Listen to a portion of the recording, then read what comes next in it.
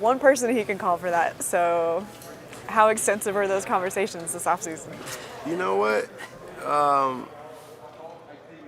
I learned a lot from the time away, and a lot of good. So, I was in Miami, which is Pat Riley, and polar opposites in terms of their approach to kind of the vibes or the demeanor you take on the court. And it just shows you can take two totally different paths and still have success. But at the same time, when you work at different places, you can take a little bit from here, take a little bit from there. And what we always talk about is, what did I learn from there, and how can I bring some of that to not the culture, but kind of to help us get to where we want to be. And so that's what I'm really most excited about, and having like a joy and a purpose every single day. Like, all right, I know we've been struggling with this. I'm gonna make sure I'm on top of it every single day, and then just being able to interact with the young guys, and that's always something I take on my shoulders, no matter where I'm at. Okay, this is how you want to carry yourself. This is how you want to go about trying to be great. It's not always about stats. This is what you want to be eating. This is how you want to handle your money. So those things just naturally happen, and I'm really looking forward to those things. Yeah. You always get the words mentor and leader. Or do you feel yourself embodying those words? Are you happy with that description of what you add to a team? Yeah, because it's not like something I seek out. It's just naturally something that happens, and I had really good veterans that showed me the ropes. So it was just something that I thought was something you're supposed to do. You're not doing it for a title. You're not doing it for credit or recognition. So, and then you build genuine relationships playing in the NBA. And I've been playing for a long time, So it's been guys before me that are out the league, and there's been guys that have been out after me that are out the league. And it all flows in the same way, where they struggle after they're done playing, and they don't have anybody to turn to except for the guys they played with. So I've learned that these relationships they're very, very valuable, not just when you're playing, but when you're done playing. Well, I'm going to mess with you because Steph's not the oldest guy in the locker room anymore. He was the oldest? Yes, he was. Oh, wow. Well, I'm the oldest in the league. Well, second. So Is Udonis Haslem still playing? Udonis is the oldest. He's still around. Yeah. Yeah, he's still around. He was your teammate. He was my teammate. I like him a lot. He's a fun guy. But just seeing kind of how his role was with our team and what he brought to a totally different generation, and then how he can still impact them, that was good for me to see. I still see myself being on the court a lot, contributing a lot, but also seeing I'm a playful guy, a joking guy, but I can get serious, and how to balance the two and still have guys be able to receive whatever information I'm given. You were only away from the team for 2 years. How much were your thoughts with the Warriors? It's funny because I didn't get a chance to really appreciate certain things.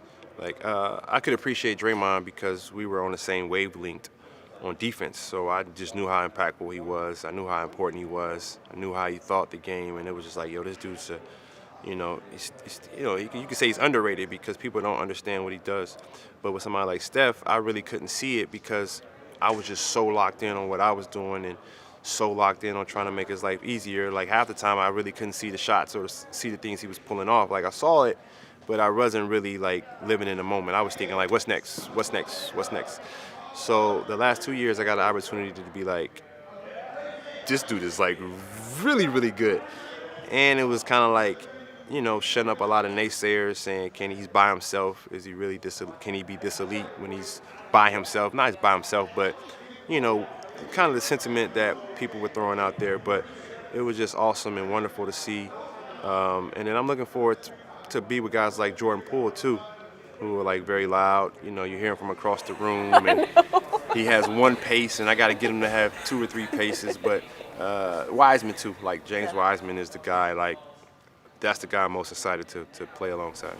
Wiseman? Yes. How do you relate to a teenager? I have a son who's 14. Oh, he's 14. I mean, Wiseman is... They are the exact same. Wiseman speaks Mandarin. My son speaks French and a little bit of Spanish. Their confidence wavers the exact same way. They react to things not going their way the exact same way. So this is like, I'm gonna be a father full time now, but like he has no idea how good he's gonna be, but he wants to be great and he asks the right questions. So I'm just looking forward to showing him how easy it's gonna be, because sometimes you can work too hard, and sometimes you can move too fast, and sometimes you can try to take on too much. And just trying to help him see, like, hey, the mind is a lot more effective than the body, especially in the NBA, and especially with your talent. Got it. Who are you going to sit by in the locker room?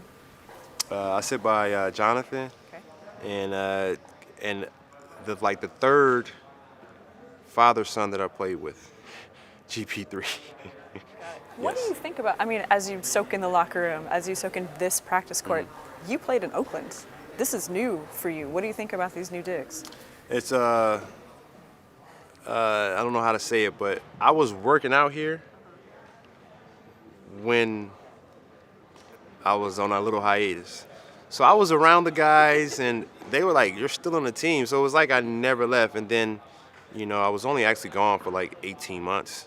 The February of 2020. Yeah, the February of 2020 is when I officially like left. But then we were in the bubble, which felt like everybody was in another galaxy. And then the last season, which was kind of a whirlwind with the protocols. So it feels like I haven't left. Yeah. I'm saying you maintained your relationships. It's not like you burned bridges with the, you on the way out or anything. No, it wasn't like that. Right. So does that make it easier for you to come back to this environment where you had so much success? Well, I think what we did was so special. It was, you can't take that from either side. You can't take it from the players. You can't take it from the front office or the ownership group. And I think we built something that people will remember forever. It was like we moved the world. And sometimes I have to remind myself, like, we did something that actually, like, the entire universe, like 7-8 billion people were affected by kind of what we're doing. And we kind of take that for granted sometimes. So when you look at it from that perspective, you don't let anything petty, or you don't let the business side of it affect, what you build or relationships that came about throughout that process. Tell me about your relationship with Steph. And specifically, it feels like anytime there's any sort of Steph slander on the timeline or on one of those talk shows, you pop up like there's a bat signal. Why do you defend your guys so hard?